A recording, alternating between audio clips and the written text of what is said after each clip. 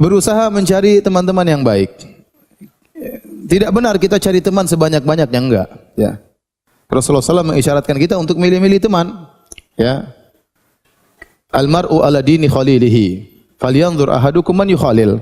Seorang berdasarkan agama kawan dekatnya, maka hendaknya salah seorang melihat siapa yang menjadi kawan dekatnya. Ya. Jadi tidak kita berjalan tidak kepada siapa saja. Kita tidak membuka pertemanan kepada siapa saja. Ya. Tatkala teman banyak, kita repot sendiri. Ya. Terlalu banyak teman, kita repot sendiri. Dan itu bukan menambah kebahagiaan, menghilangkan kebahagiaan. Benar ada kelezatan tersendiri tatkala bertemu dengan teman-teman. Namun kalau terlalu banyak, akhirnya kita repot sendiri. Ya. Undangan terus ke sana sini. Terus gimana memenuhinya? Ya. Kalau nggak temu nggak enak, kan nggak enakan sama sana, nggak enakan sama sini, nggak enak, repot sendiri. Ya. Maka Nabi menyuruh kita untuk milih teman. Tidak semua menjadi kawan dekat, teman jalan kita, teman gaul kita. Kita harus milih yang baik. Karena sebagaimana sering saya sampaikan pepatah Arab, as-sahibu sahib, bahwasanya sahabat itu akan menarik. Ya. Kita kalau berkawan pasti terjadi proses sinkronisasi. Entah kita akan seperti dia atau dia seperti kita. Maka kita cari teman yang bermanfaat. Teman yang bermanfaat bagi agama kita dan juga bagi dunia kita. Ya. Maka hindari teman-teman yang buruk. Hindari teman-teman yang buruk. Tidak ada dalil yang paling bagus dalam masalah teman yang dekat seperti dalil yang disebut oleh Ibnu Katsir rahimahullahu taala tentang Ashabul Kahfi. Ashabul Kahfi mereka orang-orang yang soleh. Kemudian mereka waktu pergi ke Goa Al-Kahf, mereka bawa anjing. Anjing tersebut ternyata disebut-sebut dalam Al-Qur'an juga. Ikut nimbrung dapat apa? Karomah.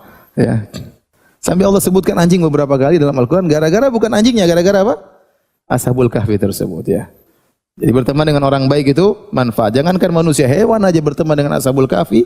Jadi disebut-sebut dalam Al-Quran. Itu aja nggak pernah disebut dalam Al-Quran. Ini anjing Ashabul Kahfi disebut-sebut oleh Allah dalam apa? Al-Quran. Ya. Jadi seorang berusaha mencari teman-teman yang baik. Kalau teman-teman tersebut ternyata dengan bergaul dengan mereka menambah keimanan, maka peganglah teman-teman tersebut. Kalau ternyata bergaul dengan mereka, ngobrol dengan mereka, kita rasa iman kita kurang, ini berarti teman yang buruk. Mudah seperti itu ya. Jadi kalau kita ingin ngukurin teman kita baik atau tidak, kita cek betul iman kita. Sebelum kita ketemu dia, kemudian kita ketemu, kita ngobrol, kita tertawa-tawa, kita makan bareng, ada tambah keimanan dalam diri kita, berarti ini teman-teman yang baik.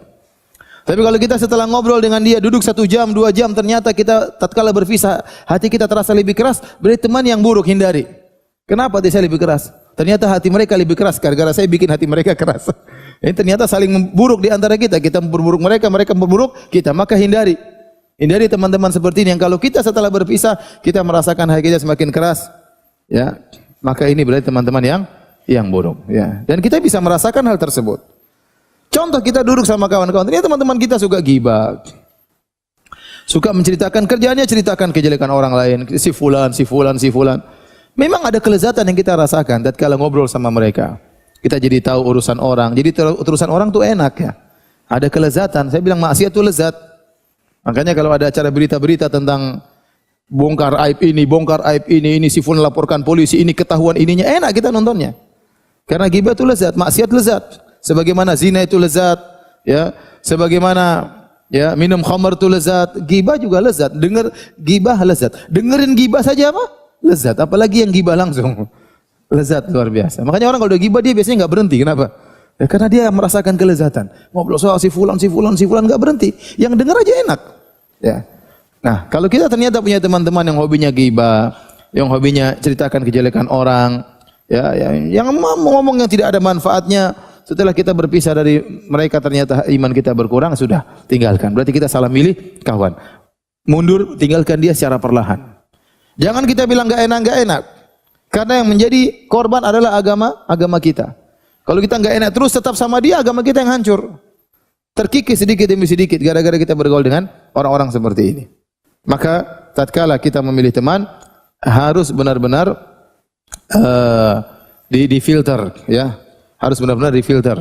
Dan ini sebagaimana sabda Nabi SAW tadi, falyanzur ahadukum man yukhalil. Hendaknya salah seorang dari kalian melihat siapa yang mau dijadikan sahabatnya, ya, sahabatnya.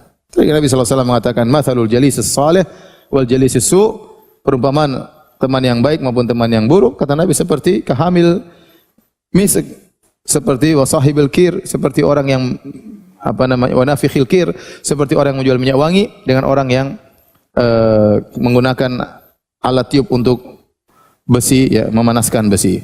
Adapun hamilul misk, penjual minyak wangi, maka mungkin dia kasih hadiah minyak wangi kepada engkau, atau kau beli dari dia, kau beli minyak wangi pun dari dia, atau kau akan mendapati bau yang harum karena bergaul dengan dia. Cuma tiga kemungkinan, dan tiga kemungkinan tersebut semuanya baik. Mungkin dia kasih hadiah kepada engkau minyak wangi, kemungkinan yang baik. Atau kau beli dari dia minyak wangi, pun yang kau beli minyak wangi. Yang ketiga, paling tidak kau ikut kecipratan bau harumnya, ikut mendapatkan bau wangi dari penjual minyak wangi ini.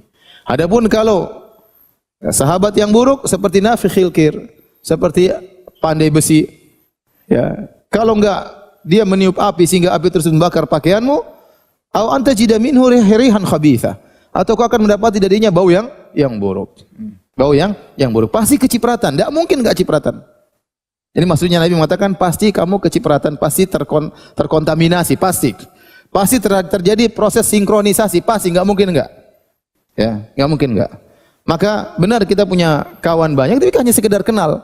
Beda kawan yang kita jadikan teman jalan, teman ngobrol, mungkin teman curhat, tukar pikiran. Nah, itu tidak boleh sembarang kita berteman, ya. Tidak boleh sembarang kita berteman, harus milih-milih. Ini saya sampaikan kepada bapak maupun ibu-ibu. Ibu pun demikian.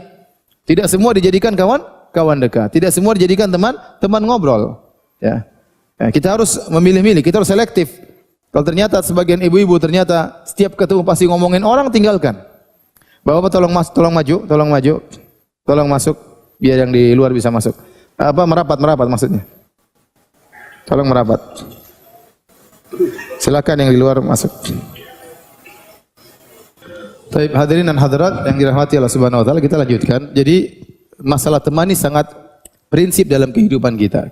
Mempengaruhi gaya bicara kita, mempengaruhi gaya pemikiran kita, mempengaruhi tujuan hidup kita, ya. Maka jangan sampai salah milih teman. Apalagi teman kita sering ketemu. Nah, kalau waktu kita ternyata habis buat yang tidak bermanfaat, jadi hidup kita sia-sia, tidak bermakna. Tapi kalau teman tersebut mengajak pada kebaikan, ya, sehingga waktu kita terfokus pada kebaikan. Kita ketemu, kita ngobrol, kita bercanda biasa, tetapi ada yang menjadi pusat sama-sama tujuan kita. Itu sama-sama misalnya untuk kebaikan, sama-sama untuk dakwah, sama-sama untuk belajar misalnya. Maka harus selektif dalam mencari teman. Kapan ada teman yang ternyata kita bergaul dengan dia mengurangi iman kita, tinggalkan. Jangan ragu-ragu. Jangan ragu-ragu. Demi kehidupan antum di dunia maupun di akhirat.